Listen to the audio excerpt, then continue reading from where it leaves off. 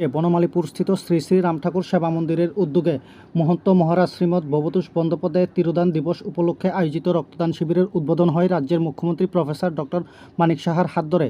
এই সময় রাজ্যের মুখ্যমন্ত্রী প্রফেসর ডক্টর মানিক সাহা ছাড়াও বিশিষ্ট সাংবাদিক সুবল কুমার দে, শ্রী শ্রী রামঠাকুর সেবা মন্দিরের সম্পাদক স্বপন কুমার বণিক সহ অন্যান্যরা উপস্থিত ছিলেন। পরবর্তী সময় এই রক্তদান কর্মসূচি অর্থাৎ রক্তদান শিবির নিয়ে বিস্তারিত প্রতিক্রিয়া ব্যক্ত করেন বিভিন্ন বিষয়ে রক্তদানের রাজ্যের মুখ্যমন্ত্রী প্রফেসর ডক্টর মানিক সাহা। এই আশ্রম অনেক ফিলোথ্রপিক, এই মন্দির অনেক ফিলোথ্রপিক কাজকর্ম ওনারা করে থাকেন। এর আগেও আমি এসেছি এখানে। আমি যারা আজকে রক্ত দিতে এসছে ওনাদেরকে আমি ধন্যবাদ দেব।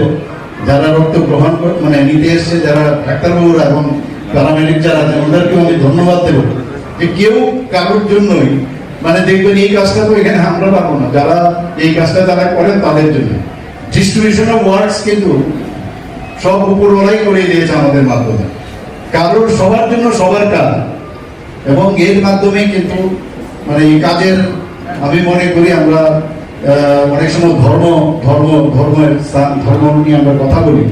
ধর্মের বাহ্যিকভাবে ধর্ম হবে না। আমরা এখানে আসলাম, আপনার সামনে কথা বললাম, এতে ধর্ম হবে না। ধর্ম হচ্ছে হৃদয়ের যে তার যে এক্সপ্লোর করা।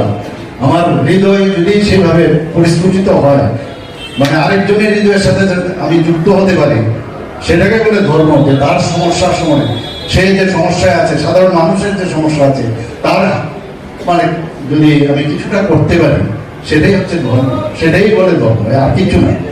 যে এখানে যে যে ধর্মে বিশ্বাস করুক, মন্দিরে বিশ্বাস করুক, যাই থাকুক, আলটিমেটলি একটা জায়গায় একই বিন্দুতে আমাদের আসতে হবে। আলোকের যেমন অনেকগুলো আমরা দেখি তার বিচ্ছুরিত হয়, কিন্তু সেই আলো যখন একসাথে একটা পয়েন্টে আসে তারই তেজ কিন্তু আলাদা, আপনারা সবাই জানেন।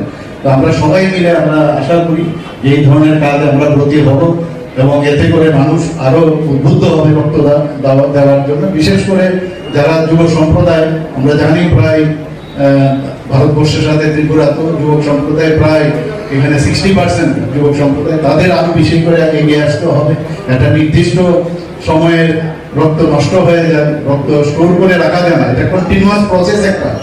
এই প্রসেসকে এই ধরনের বাধা যদি না থাকে, ইলেকশন বা এই মহামারী এইসব যখন হয়, বাধাপ্রাপ্ত হয়, কিন্তু এটা যাতে না হয় তার জন্য বিভিন্ন চিন্তা ভাবনা আমাদের কেন্দ্রীয় সরকারও চিন্তা ভাবনা করছে, আমরাও সেইভাবে কাজ করছি।